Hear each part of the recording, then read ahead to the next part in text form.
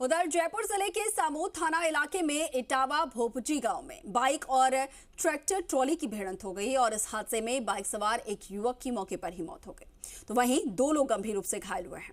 अब मामले की सूचना मिलने पर सामोद थाना पुलिस मौके पर पहुंची। पुलिस ने घायलों को अस्पताल भिजवाया। और चलिए इसी बीच बड़ी खबर सामने आ रही है। मुख्यमंत्री आवास पर चल रही बैठक अब खत्म हुई है। बिपरजॉय तूफान को लेकर सीएम अशोक गहलोत के आपको बता दें कि सीएम अशोक गहलोत ने यहां पर मंथन किया और करीब 45 मिनट तक अफसरों के साथ ये बैठक चली है। सीएम गहलोत ने प्रशासन को अलर्ट रहने के निर्देश दिए हैं। बैठक में अफसरों ने सीएम को फीडबैक दिया। बाड़मेर और जालौर में ज्यादा असर देखने को मिल सकता है। 60 किलोमीटर प्रति घंटे की रफ्तार से हवा चलने की आशंका है। तेज हवाओं के साथ ही बारिश होने की भी आशंका जताई जा रही है।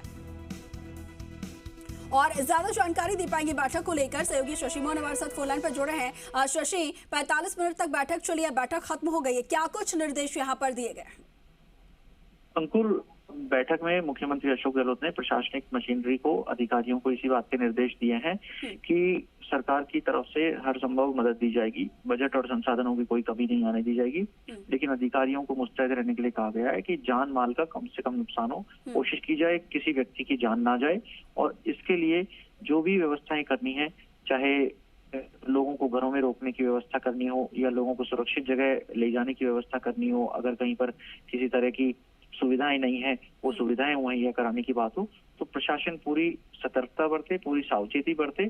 और खास तौर से शाम के समय लोगों को प्रसार माध्यमों के जरिए ये बताने की जरूरत कि जब तेज हवाएं चले, तेज आंधी चले, उस समय कम से कम चूल्हे पर खाना पकाने जैसा काम ना किया जाए, क्योंकि ऐसे में कई बार तेज हवा के साथ चिंगारी फैल जाती है, तो छप्पर पोश जो मकान होते हैं उनमें आग लगने से बड़े हादसे होने की आशंका रहती है। इस तरह के जरूरत के निर्देश दिए गए हैं। साथ में एनडीआरएफ और जो अलग अलग राहत के लिए तैयार टीमें कहां किस तरीके से तैनात रहेगी, इसकी समीक्षा की गई है।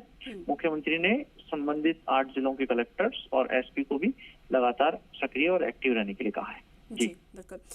शशि, जैसा कि बताया गया कि बाड़मेर और जालौर समेत कुछ जिले ऐसे हैं जहां पर ज्यादा प्रभाव देखने को मिल सकता है। इसके साथ ही पिछले कुछ दिनों में शशि ये भी देखने को मिला था कि जब तेज अंधड़ और तूफान आए थे तो ऐसे में कई जगहों पर विद्युत पोल टूटकर गिर गए थे और उनकी चपेट में आने की वजह से, तारों की चपेट में आने की वजह से कई लोगों की जान भी चली गई थी। तो ऐसे में इन हादसों को लेकर क्या सतर्कता बरतने को लेकर यहाँ पर संदेश दिया गया है और किस तरीके से और एसडीआरएफ और एनडीआरएफ की टीमों को कहां पर तैनात रहना होगा, किन किन जिलों में और ज्यादा सतर्क रहना होगा, इसको लेकर क्या कुछ?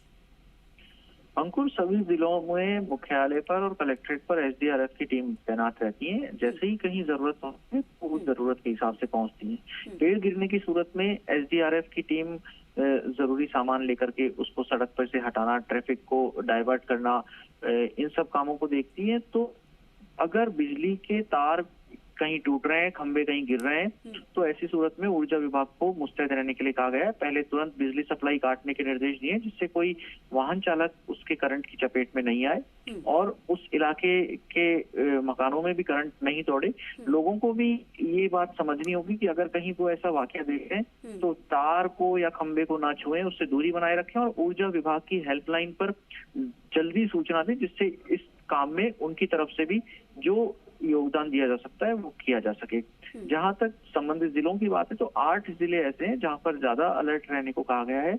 इनमें पाकिस्तान की सीमा से लगते हुए जिले हैं, गुजरात से और जो कच्छ की खाड़ी से के आसपास के जो जिले हैं, जैसा आपने नाम बताया दर्शकों को, जालौर, बाड़मेर, जैसलमेर, जोधपुर, साथ में पाली, सिरोही, उदयपुर में भी अलर्ट रहने के लिए कहा गया है, क्योंकि हवाएं जो गुजरात से और जो बिपरजॉय की हवाएं आएंगी कच्छ की खाड़ी से, वो इन्हीं इलाकों को ज्यादा प्रभावित करती हुई दिख रही है। आगे अगर हवा अपना रुख बदल लेती है तो मौसम विभाग उस हिसाब से अलर्ट भी जारी करेगा और सरकारी मशीनरी भी लोगों तक अपने जरिए जी मीडिया के और दूसरे मीडिया संसाधनों के जरिए समाचार और सूचनाएं रिलीज करवाएंगे। जी बिल्कुल बिल्कुल शशि, इधर सरकार की तरफ से पूरी तरीके से सतर्कता देखी जा रही है, गंभीर मुख्यमंत्री नजर आ रहे हैं, प्रशासन को भी पूरी तरीके से निर्देशित कर दिया गया है किस तरीके से तैयारी रखनी है, किस तरीके से पूरा मोर्चा संभालना है।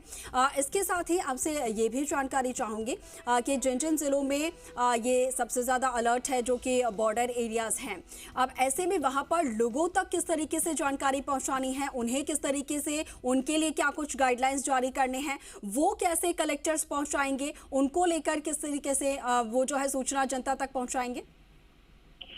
अंकुर, सूचना के प्रसार माध्यम सरकार अपने अपने तरीके से करती है, चाहे सोशल मीडिया की मदद लेने की जरिए हो, चाहे मीडिया की मदद लेने की प्रयास हो, और चाहे प्रिंट मीडिया के लेने की तरीके हों। यही कारण है सरकार हर संभव कोशिश करेगी कि सभी प्रचार माध्यमों के जरिए लोगों तक जानकारी पहुंचाई जा सके।